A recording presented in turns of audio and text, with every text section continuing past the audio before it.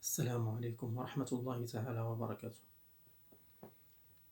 On va continuer à répondre à la question: est-ce que le Coran est la parole de Dieu? Maintenant, c'est le commentaire du docteur Joe. Le docteur Joe est président du département d'obstétrique gynécologie, professeur d'obstétrique gynécologie et professeur de génétique humaine et moléculaire au Baylor College of Medicine à Houston, Texas, aux États-Unis.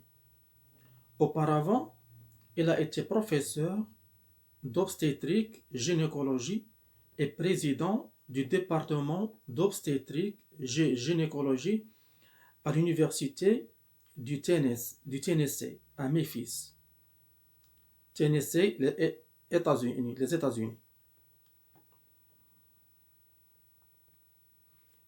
Il a aussi été président de la Société américaine de fertilité.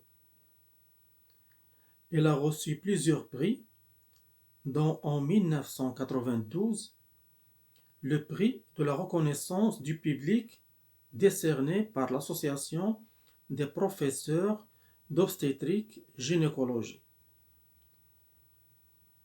Le professeur Joe Simpson a étudié les deux hadiths suivants du prophète Mohammed. Dans chacun d'entre vous, tous les éléments de votre création sont rassemblés dans l'utérus de votre mère, en l'espace de 40 jours. Si l'embryon dépasse le stade de 42 jours, Dieu lui envoie un ange qui le façonne et crée sa ouïe, sa vue, sa peau, sa chair et ses os. Il a beaucoup étudié ces deux paroles du prophète Mohammed sallallahu alayhi wa sallam. Il a remarqué qu'en effet, les 40 premiers jours constituent un stade que l'on peut clairement distinguer des autres stades dans la genèse de l'embryon.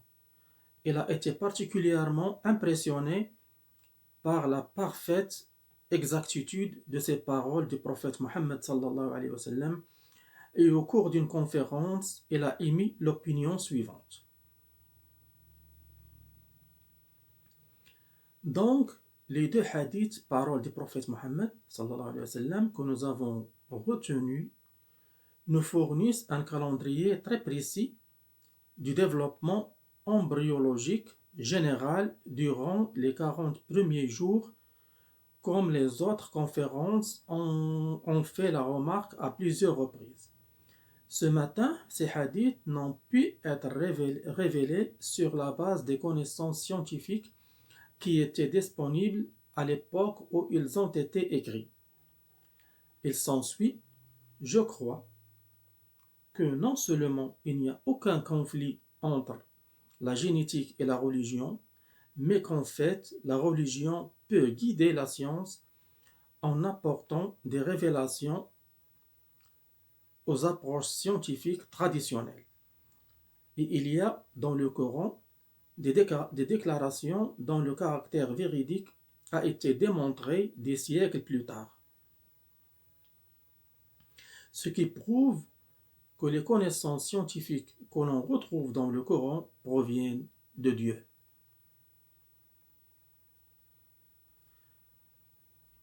Et on va écouter sa vidéo et son témoignage en anglais. Assalamu alaikum wa rahmatullahi ta'ala wa barakatuh. Information is in the ancient scriptures of the Holy Quran, and I have no way of knowing where they would come from, but I think it is extremely interesting that they are there and that this work is going on to discover the meaning of some of the passages. Well, I would think it must be the divine being